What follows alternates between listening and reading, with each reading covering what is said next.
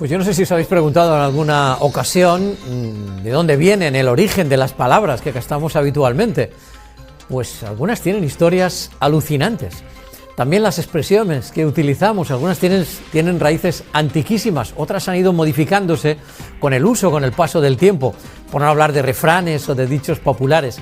Si eres una persona curiosa, quieres saber de dónde vienen todas estas expresiones, seguro que conoces a nuestro protagonista. Es autor, es bloguero especializado en la divulgación de por qué decimos las cosas que decimos, de dónde vienen. Ya está el Listo que todo lo sabe. Es una colección de gran éxito que continúa su saga y ataca de nuevo. El Listo, Alfred López, al que ya saludamos. ¿Qué tal? ¿Cómo estás, Alfred? Bienvenido. Hola, buenas tardes, buena vesprada. ¿Qué tal? ¿Cómo están? Muy bien. Hoy en este caso, palabras, bueno, en este caso y en todos, ¿no? Porque llevas una colección bien amplia, palabras y palabros.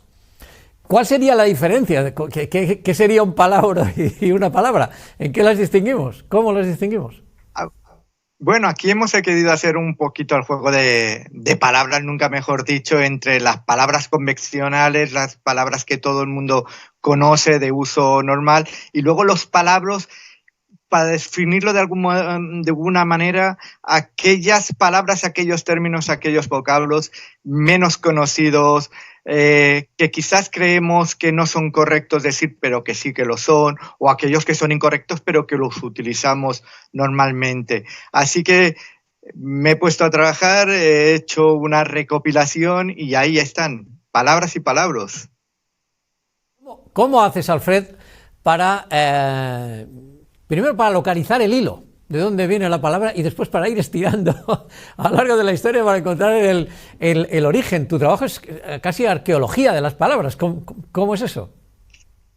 Bueno, ya llevo muchos años desde que abrí el blog, ya está el Listo que todo lo sabe, allí en 2006, y empecé a publicar todas aquellas curiosidades que había ido recopilando a lo largo de toda mi juventud y parte de mi vida. Pues aprendí muy bien a buscar, a saber cuáles son las fuentes de referencia, quiénes son mis autores de cabecera, ¿no? A esos etimólogos donde hay que consultar, los libros que hay que buscar en la biblioteca, por internet también me he especializado a buscar muchísimo. Y sí, es arduo.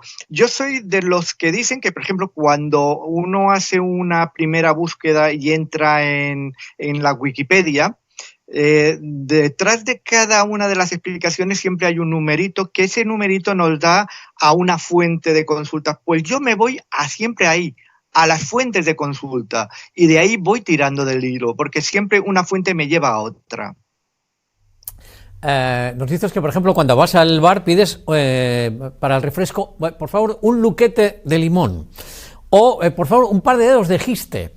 Esto que es quiero decir, vacilando al camarero está bien, pero qué pena, ¿no? Que se han perdido palabras y expresiones. ¿En qué momento hay palabras que de repente han dejado de usarse?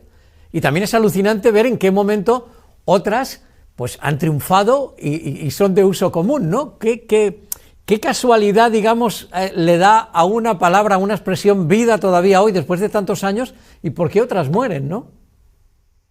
Bueno, yo como digo en la introducción del libro, las palabras no mueren, sino que quedan descansando, durmiendo durante un tiempo y luego se vuelven a recuperar con el tiempo. Y esa es una de las cosas que más me ha gustado hacer en los últimos tiempos a mí, el rebuscar ahí en los diccionarios, en los libros viejos, palabras y palabras, esos términos que ya no se utilizan y que, caramba, todo tiene su nombre y a veces llamamos a las cosas por otros términos que a lo mejor no es ya no que no sea el correcto, pero que a lo mejor no es por el que se creó un término. Y eso del luquete, ¿no? Que es la rodajita de limón que te echan en el refresco, pues pedir un refresco y decir, oye, ¿me pones un luquete de limón? Caramba, sí, se quedará sorprendido el camarero, pero luego explicas que ese es el nombre de la rodaja de limón y quedan alucinados, o pedirle eso, la cerveza con 2 deditos de giste, que es el nombre de la espuma. Todo tiene nombre y muchas veces no lo utilizamos. Por tanto, hay que ir recuperando todos esos nombres que aunque no están muertos, sino que están dormidos, podemos recuperar. Hay una palabra, una de las palabras que a mí más me gusta y que veo que se utiliza poquísimo es antimacasar.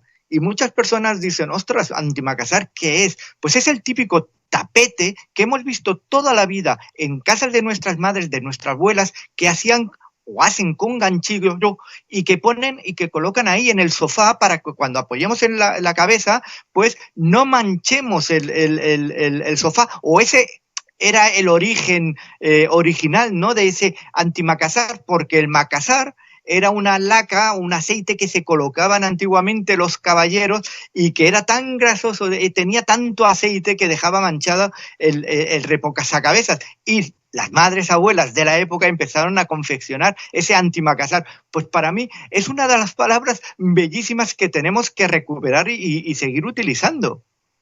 Desde luego que las hay muy antiguas, intuyo que muchas de ellas, ¿no?, provienen del latín, y cierto es, y haces muy bien en corregirme, y todos aquellos que dicen que las palabras, o que hay palabras que han muerto, bueno, como tú dices, descansan ahí un sueño, ya veremos si se pueden recuperar. Yo voy a pedir el refresco con luquete también, ¿no?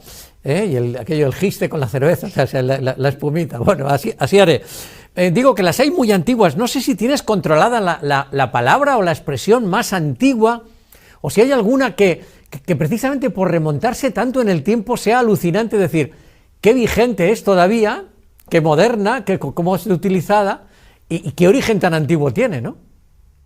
Sí, bueno, tenemos, nuestro idioma se basa en muchísimas culturas, desde el latín, también tenemos parte del griego, tenemos del árabe, y evaluar cuál es la más antigua no sabría decirte, porque, estamos usando actualmente palabras que provienen de su uso de hace más de 2000 años y seguimos utilizándolas. Una de ellas puede ser soquete, el decir a alguien que es un soquete, o decirle a alguien que también es un socato, que las dos provienen de la misma raíz etimológica del latín, ya que el soquete o el socato era como se le llamaba a los zurdos antiguamente, porque decían que eran torpes los zurdos, y soquete es eso, decir que alguien es un bobo, que es una persona torpe, y los dos vienen de socus, que era aquella parte de un tronco que era inservible, que no servía para nada y se dejaba de lado cuando se hacía, por ejemplo, una cosecha y se sacaba, por ejemplo, las viñas, y esas viñas, esos trozos de tronco que quedaban inservibles y se dejaban en un lado, eso eran el soquete, el socus, que acabó en soquete. Y eso proviene de tiempos de los romanos. Ahora, hay un capítulo también muy actual dedicado a virus y pandemias. Es verdad que, ARN, sí, mensajero, mascarilla, confinamiento, antígeno, PCR, ahora están en nuestro día a día, estado de alarma. Y claro, eran palabras que estaban ahí, pero no tan presentes, ¿no? También como una circunstancia, en fin, desgraciada, lamentable, que como es una pandemia, nos ha traído palabras a nuestro día a día, ¿no? Sí, porque mira, nos pilló justo que estábamos acabando el libro, qué mejor actualizar un libro que es sobre palabras y palabras que incorporar aquellos términos que durante todo este año hemos estado compartiendo, hemos estado diciendo, hemos estado escuchando, y hay algunos pues que quizás a lo mejor no se conocía el origen de estos, y me puse a buscar, y fue el último capítulo que se incorporó al libro, ya que para tratar de que fuese lo más actual posible este libro. Hay términos realmente muy curiosos, como el término cuñado, que más allá de la denominación estricta, ¿no?, del marido de mi hermana, cómo ha evolucionado en el franquismo. Nos cuentas que era una cosa, y hoy el cuñadismo y el decir a alguien que es cuñado, que habla en términos de cuñado, es otra, ¿no? Cómo también una palabra evoluciona según el contexto, ¿no?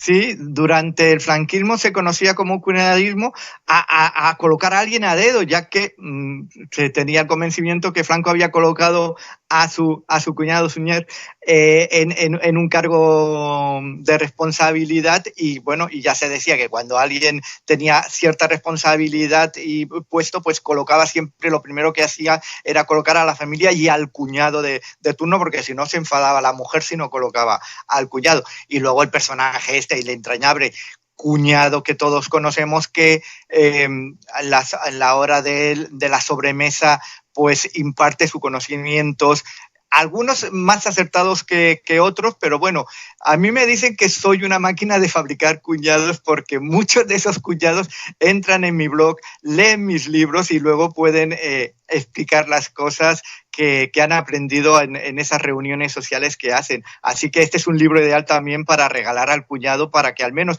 al que no habla con propiedad lo haga.